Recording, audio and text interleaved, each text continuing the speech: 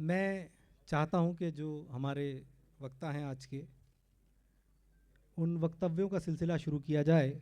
हमारे आज के सबसे पहले वक्ता जो हैं मेरे साथी, मेरे भाई, मेरे दोस्त डॉक्टर मेजर मनोज राजे, वो आएँ और अपना वक्तव्य प्रस्तुत करें। डॉक्टर मेजर मनोज राजे, कभी महक की तरह हम गुलों से उड़ते हैं, कभी धुएं की तरह पर्वतों से उड़ते हैं।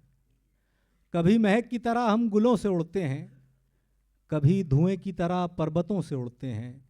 ये कैंचियां हमें उड़ने से खाक रोकेंगी कि हम परों से नहीं हौसलों से उड़ते हैं, कि हम परों से नहीं हौसलों से उड़ते हैं। ऐसे हौसलों से उड़ने वाले समाज के लिए आप सभी का बहुत बहुत आभार।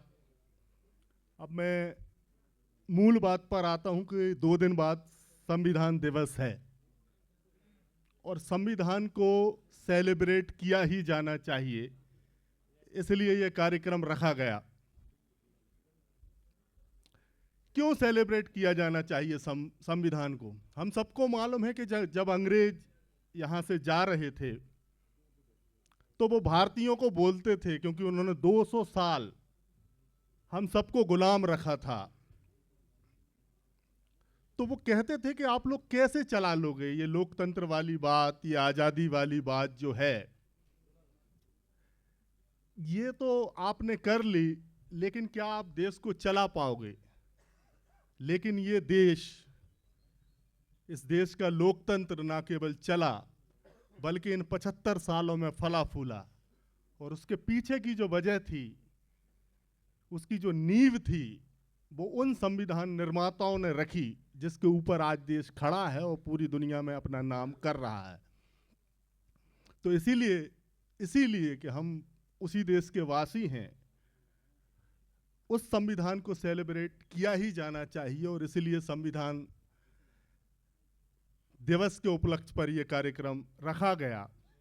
मैं आभारी हूं माननीय दिग्विजय सिंह साहब, पूर्व मुख्यमंत्री मध्य प्रदेश शासन का, कि उन्होंने अपने व्यस्ततम समय से समय निकालकर यहाँ वो आए।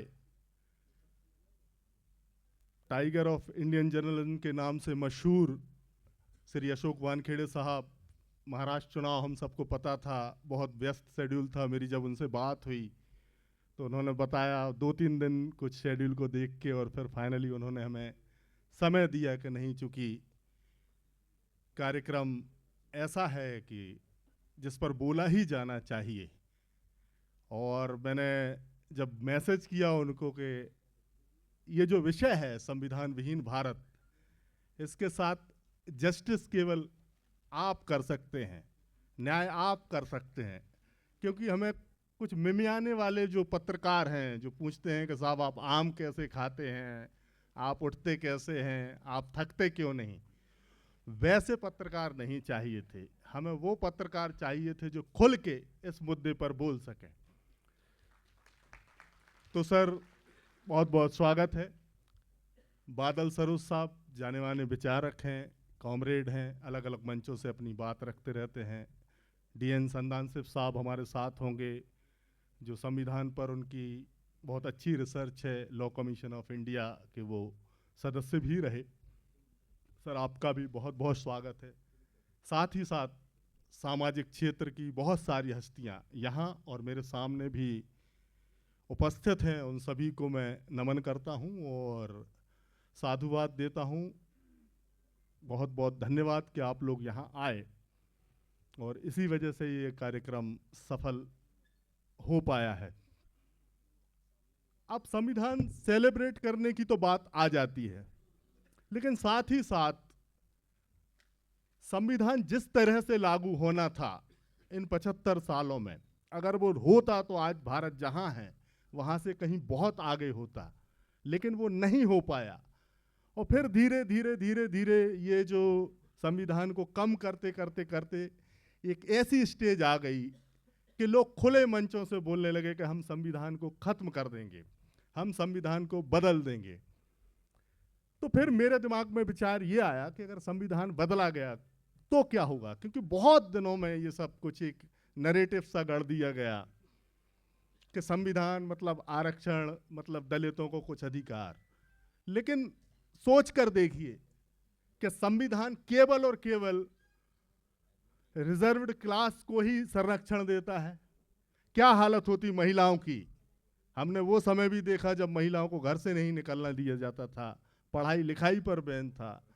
कर्मचारियों को जो इतनी सारी सुरक्षा मिली है कि आप 8 घंटे ही काम करेंगे, आपके काम के बाद और जो दूसरी सामाजिक सुरक्षा जो संविधान देता था, पेंशन जो मिलती थी, आप सोचिए किसने बंद कर दी वो पेंशन। ये आपको सोचना है, सामाजिक सुरक्षा को कौन कम कर रहा है, संविधान को कौन कम करते जा रहा है।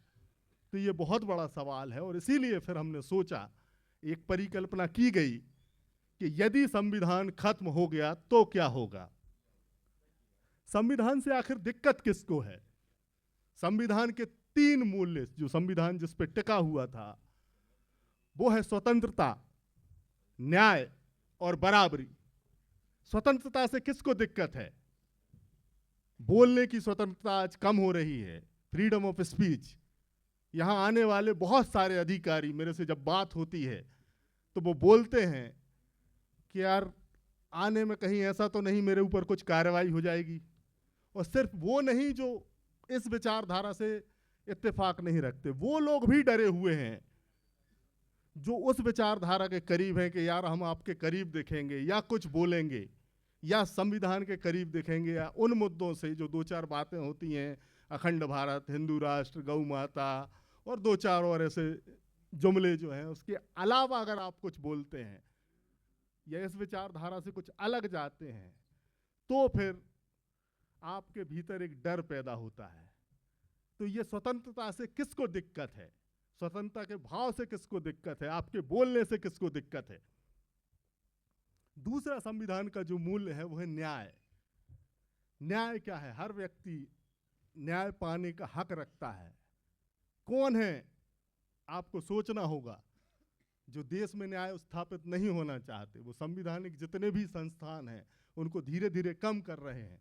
चुनावी प्रक्रिया में आप देख लीजिए, और दूसरे जितने भी संस्थान हैं उनकी ताकत धीरे धीरे कम होती गई। तो ये जो हो रहा है ये चिंता का विषय है और इसीलिए हमें इस पर सोचना होगा। और ये आवाज जो है ये राष्ट्रीय स्तर पर जाना चाहिए। और इसलिए ये जो संवाद है कुछ बुद्धिजीवियों के साथ, पत्रकारिता के कुछ बड़े चेहरों के साथ, राजनीति के कुछ बड़े स्तंभों के साथ, वो होते रहना चाहिए। तीसरा संविधान का सबसे बड़ा मूल्य जो है वो है बराबरी। कौन है जो बराबरी नहीं चाहता। कितना अच्छा विचार है कि हर व्यक्ति एक दूसरे के समान है, एक दूसरे के समान होना चाहिए। महिला पुरुष में भेद नहीं होना चाहिए, आदमी आदमी में न जाति के आधार पर भेद होना चाहिए, न क्षेत्र के आधार पर भेद होना चाहिए, न धर्म के आधार पर भेद होना चाहिए। कौन है जो कुछ नागरिकों को 2म दर्जे का नागरिक बनाने की फिराक में है।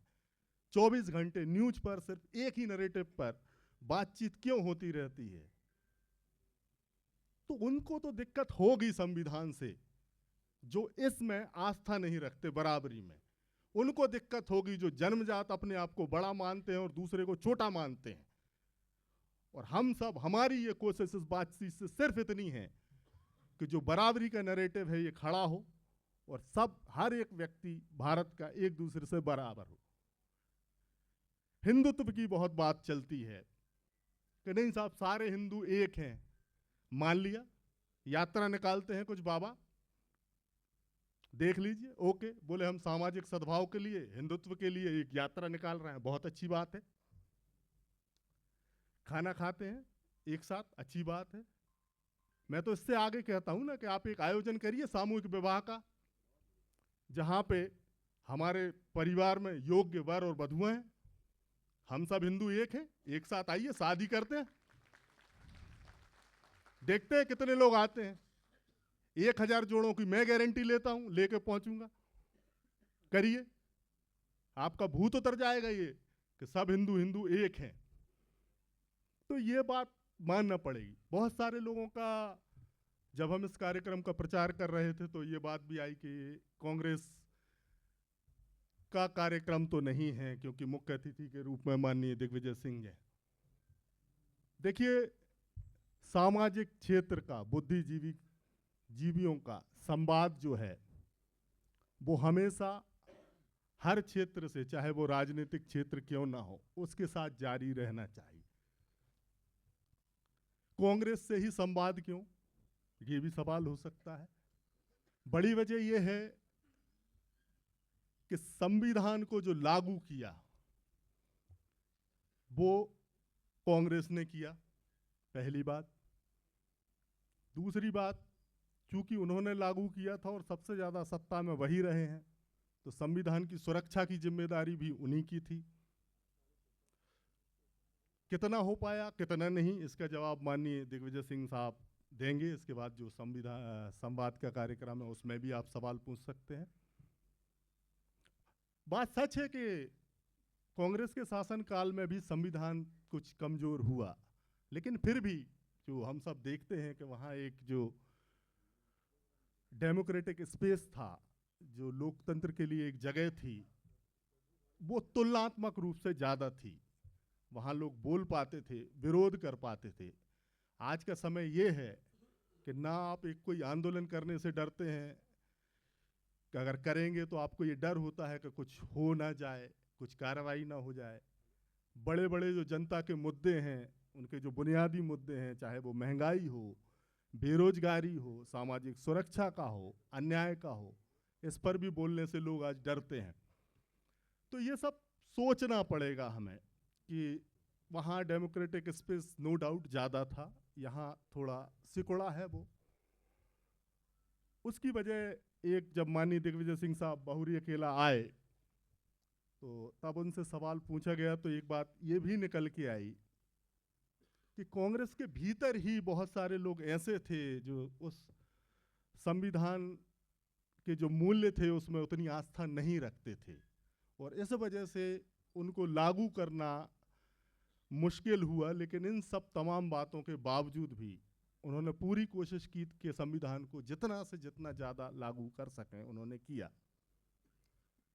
और बाकी बातचीत बहुत लंबी हो सकती है, लेकिन मेरे अग्रज जो मेरे से बहुत अच्छे वक्ता यहाँ मौजूद हैं, और मैं चाहता हूँ कि आप लोगों के साथ मैं भी उन्हें सुनूं।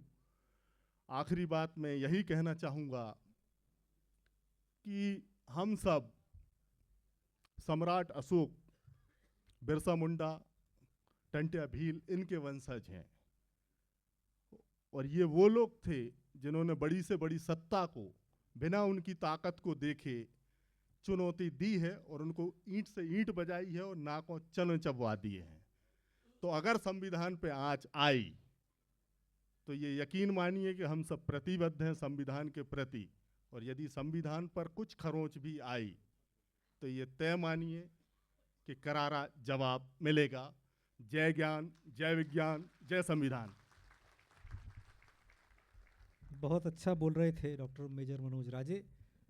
वो कह रहे थे कि हम सब किसके वंशज हैं। मिसाल के तौर पे फुले के वंशज हैं, डॉक्टर अंबेडकर के वंशज हैं, टंट्या मामा के वंशज हैं।